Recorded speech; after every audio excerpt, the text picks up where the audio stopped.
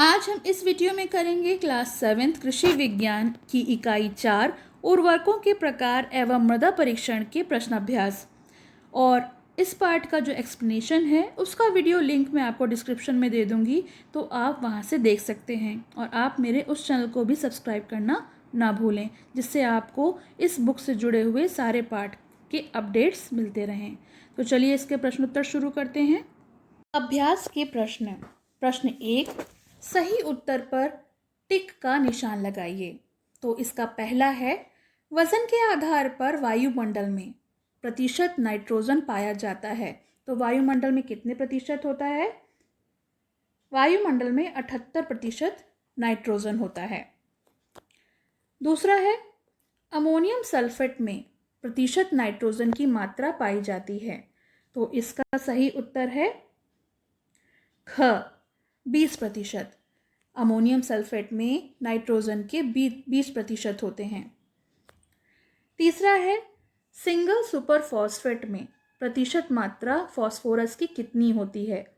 तो इसका सही उत्तर है 16 ख सिंगल सुपर फॉस्फेट में 16% फास्फोरस। चौथा है, म्यूरेट ऑफ पोटाश में प्रतिशत पोटेशियम की मात्रा पाई जाती है। तो म्यूरेट ऑफ पोटाश में पोटेशियम की मात्रा होती है 60। इसका सही उत्तर होगा ग। पांचवा, जटिल उर्वरक के प्रकार होते हैं। तो जटिल उर्वरक 3 प्रकार के होते हैं। इसका सही उत्तर है ख। छठा, जैव उर्वरक मृदा में बढ़ाने के लिए क्या प्रयोग किया जाता है? तो इसका सही उत्तर है नाइट्रोजन। अगला प्रश्न है, रिक्त स्थानों की पूर्ति कीजिए। तो अगला प्रश्न है, रिक्त स्थानों की पूर्ति कीजिए। तो पहला दिया हुआ है, मृदा वायु में वजन के आधार पर नाइट्रोजन की कितने प्रतिशत मात्रा पाई जाती है? तो इसका सही उत्तर है 79% मात्रा पाई जाती है। दूसरा है, यूरिया में नाइट्रोजन की कितने प्रतिशत मात्रा पाई जाती है? तो इसका उत्तर है 46। फिर तीसरा है, डाई कैल्शियम फॉस्फेट में फास्फोरस की मात्रा कितनी होती है? तो इसका उत्तर है 32% मात्रा पाई जाती है। चौथा, पोटेशियम सल्फेट में पोटाश की कितनी प्रतिशत मात्रा पाई जाती है? तो इसका उत्तर है 48% मात्रा पाई जाती है पोटेशियम सल्फेट में पोटाश की। मिश्रित उर्वरक होता है, तो मिश्रित उर्वरक कैसा होता है? सस्ता कि महंगा? उत्तर है सस्ता होता है। राइजोबियम बैक्टीरिया मृदा में स्थिर करता है। तो राइजोबियम बैक्टीरिया जो है वो मृदा में नाइट्रोजन को स्थिर करता है। आखिरी है, मृदा परीक्षण उर्वरता निर्धारण करने के लिए एक विधि है। तो इसका सही उत्तर है रासायनिक। तो ये एक रासायनिक विधि है। निम्नलिखित में स्तंभ का को स्तंभ खा से सुमेल कीजिए। तो यहाँ पे स्तंभ का दिया है और स्तंभ खा दिया है, तो हमें इसका मिलान करना है। तो पहला है कंपोस्ट। तो कंपोस्ट क्या होता है? कंपोस्ट होता है कार्बनिक खाद। दूसरा है डाई अमोनियम फॉस्फेट। तो डाई अमोनियम फॉस्फेट होता है जटिल उर्वरक। तीसरा है सूक्ष्म जीव कल्चर। सूक्ष्म जीव कल्चर यानी जैव उर्वरक। मृदा परीक्षण कैसे किया जाता है? उर्वरता निर्धारण करके। नाइट्रोजन स्थिर करने वाली गांठें किसमें पाई जाती हैं? दलहनी फसलों में। Single super phosphate. तो सिंगल सुपर फॉस्फेट जो है वो है अकार्बनिक उर्वरक। अगला प्रश्न है, निम्नलिखित कथनों में टिक यानी सही और तथा गलत पर गलत यानी क्रॉस का निशान लगाइए। तो इसमें पहला दिया हुआ है, यूरिया फॉस्फोटिक उर्वरक है। तो इसका निशान होगा गलत। दूसरा दिया हुआ है, नाइट्रोजन को कृषि का मास्टर कुंजी कहा जाता है। तो इसका उत्तर भी होगा गलत, ऐसा नहीं है। तीसरा है, रॉक फॉस्फेट में 20 से 40% फास्फोरस पाया जाता है। सही। चौथा, फॉस्फोरस वायुमंडल से बैक्टीरिया द्वारा नाइट्रोजन को मृदा में स्थिर करने में सहायता करता है। ये भी सही है, नाइट्रिफिकेशन में हेल्प करता है। पांचवा, पोटाश पौधों की जड़ों एवं तना को मजबूत बनाता है। सही। आखिरी है, मृदा नमूना छायादार स्थानों से एकत्रित किया जाता है। गलत, ऐसा नहीं होता है। प्रश्न 5, खाद को परिभाषित कीजिए। तो यहाँ पे हमें खाद की परिभाषा लिखनी है। तो इसकी परिभाषा है, वे सभी पदार्थ जो भूमि में मिलाए जाने पर भूमि की उर्वरा शक्ति में वृद्धि करते हैं वो खाद कहलाते हैं। यानी जो भी चीज़ें भूमि में मिलाई जाएं और उसकी उर्वरा शक्ति में वृद्धि हो तो उसे हम खाद कहते हैं। प्रश्न 6, नाइट्रोजन उर्वरक का वर्गीकरण कीजिए। तो इसका उत्तर है, नाइट्रोजन के रासायनिक रूप के आधार पर नाइट्रोजन उर्वरकों की निम्नलिखित वर्गों में बांटा गया है। पहला, नाइट्रेट उर्वरक जैसे सोडियम नाइट्रेट, कैल्शियम नाइट्रेट आदि। दूसरा, अमोनियम नाइट्रेट जैसे अमोनियम सल्फेट और डाई अमोनियम फॉस्फेट। और तीसरा, अमोनियम और नाइट्रेट उर्वरक जैसे अमोनियम नाइट्रेट और अमोनियम सल्फेट नाइट्रेट। चौथा है अमाइड उर्वरक जैसे यूरिया। और पांचवा है नाइट्रोजन घोल, अमोनिया यूरिया घोल। प्रश्न 7, मृदा में नाइट्रोजन की कमी का पौधों पर प्रभाव बताइए। तो इसका उत्तर है, मृदा में नाइट्रोजन की कमी का पौधों पर निम्न प्रभाव पड़ता है। पहला, अगर नाइट्रोजन की कमी हो जाए तो पौधों की पैदावार रुक जाती है, उसकी बढ़वार रुक जाती है। दूसरा, पौधों की पत्तियां पीली हो जाती हैं। तीसरा, फलों वाली फसलों से नाइट्रोजन की कमी से अधिकतर फल पकने से पहले ही गिर जाता है। यानी फल जो है वो तैयार नहीं होता और गिर जाता है और उनका आकार भी छोटा रहता है। चौथा, पैदावार भी कम होती है। और पांचवा, नाइट्रोजन की कमी से हरी पत्तियों में बीच बीच में सफ़ेद दाग भी पड़ जाते हैं। प्रश्न 8, फॉस्फेटिक उर्वरकों का वर्गीकरण कीजिए। तो फॉस्फेटिक उर्वरकों का वर्गीकरण निम्नलिखित है। घुलनशीलता के आधार पर फॉस्फेटिक उर्वरकों को 3 भागों में बांटा गया है। पहला, जल में घुलनशील, दूसरा साइट्रेट घुलनशील और तीसरा अघुलनशील।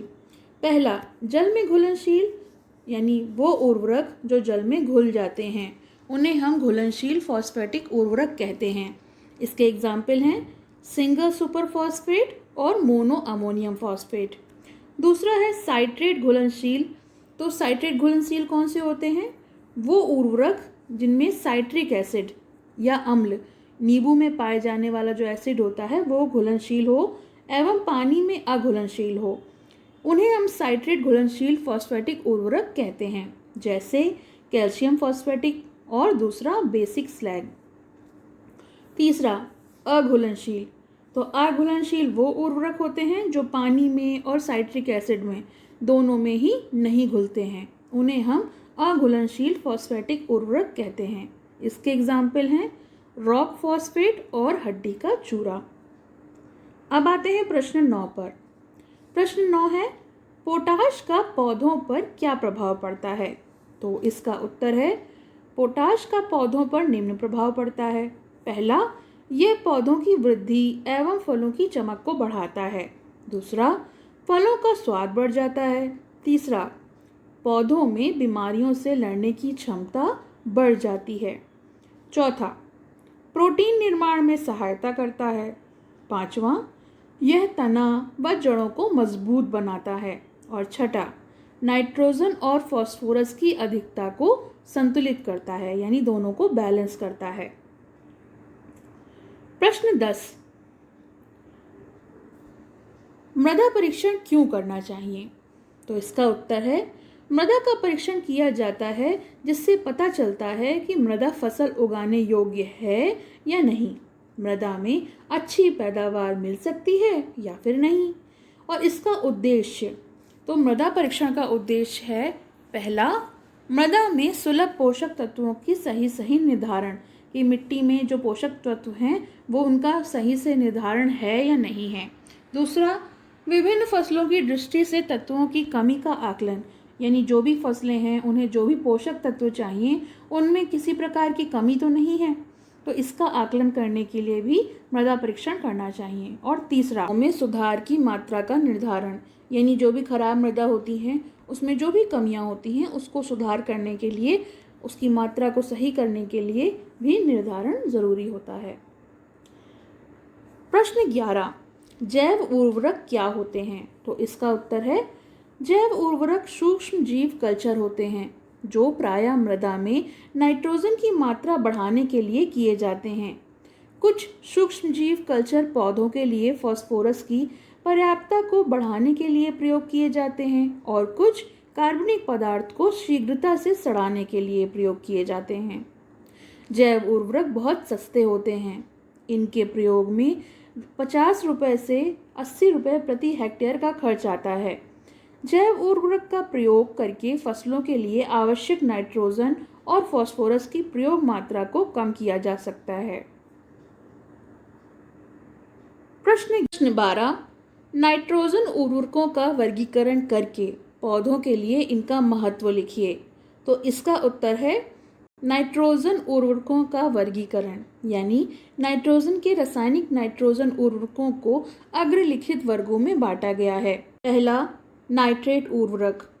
तो इसका है इन उर्वरकों में नाइट्रोजन नाइट्रेट के रूप में होती है जिसे पौधे नाइट्रेट के रूप में ग्रहण करते हैं। इन उर्वरकों का प्रयोग खड़ी फसल में छिड़काव के रूप में करने से अधिक लाभ होता है। उदाहरण, सोडियम नाइट्रेट और कैल्शियम नाइट्रेट। तो ये हो गए नाइट्रेट उर्वरक। दूसरा है अमोनियम उर्वरक। इन उर्वरकों में नाइट्रोजन अमोनिया के रूप में होती है जो मृदा में नाइट्रीकरण द्वारा नाइट्रेट में परिवर्तित हो जाते हैं और फिर पौधों को प्राप्त होता है। इस वर्ग के उर्वरकों को मिट्टी में मिलाना चाहिए और इसके उदाहरण हैं अमोनियम सल्फेट और डाई अमोनियम फॉस्फेट। तीसरा है अमोनियम और नाइट्रेट उर्वरक। तो इस वर्ग के जो उर्वरक होते हैं उसमें नाइट्रोजन, अमोनिया एवं नाइट्रेट दोनों रूप में पाई जाती है। नाइट्रेट से नाइट्रोजन पौधों को तुरंत प्राप्त हो जाती है, लेकिन अमोनिया से नाइट्रोजन धीरे धीरे प्राप्त होती है। इन्हें भी बुआई के समय खेत में मिलाना चाहिए। चौथा है नाइट्रोजन घोल जैसे अमोनियम यूरिया घोल। और पांचवा है अमाइड उर्वरक यानी यूरिया। अब आते हैं नाइट्रोजन का मृदा व पौधों में महत्व। तो इसका पहला है यह पौधों की वृद्धि में सहायता करते हैं। दूसरा, पौधों में कार्बोहाइड्रेट की मात्रा बढ़ाता है। तीसरा, अनाजों के उत्पादन एवं प्रोटीन की मात्रा में भी वृद्धि करता है। चौथा, मृदा में नाइट्रोजन की मात्रा अधिक होने पर पौधों की बढ़वार को अधिक करता है और जिससे पौधे जो हैं वो गिर जाते हैं। फलियां या बालियां दोनों कम बनते हैं और उत्पादन भी बहुत कम होता है। फल छोटे छोटे हो जाते हैं और पकने से पहले ही गिर जाते हैं। अब आते हैं प्रश्न 13, फॉस्फेटिक उर्वरकों का वर्गीकरण कीजिए एवं फास्फोरस का पौधों पर प्रभाव का वर्णन कीजिए। तो इसका उत्तर है फास्फोरिक को कृषि का मास्टर कुंजी भी कहा जाता है, यानी मास्टर की ऑफ एग्रीकल्चर कहते हैं फास्फोरिक को। अगर आपसे इसे बहुविकल्पी में पूछा जाए तो आपको उत्तर होगा फास्फोरिक। फॉस्फेटिक उर्वरकों का वर्गीकरण। तो पहला है जल में घुलनशील। जो उर्वरक पानी में घुल जाते हैं उन्हें घुलनशील फॉस्फेटिक उर्वरक कहते हैं।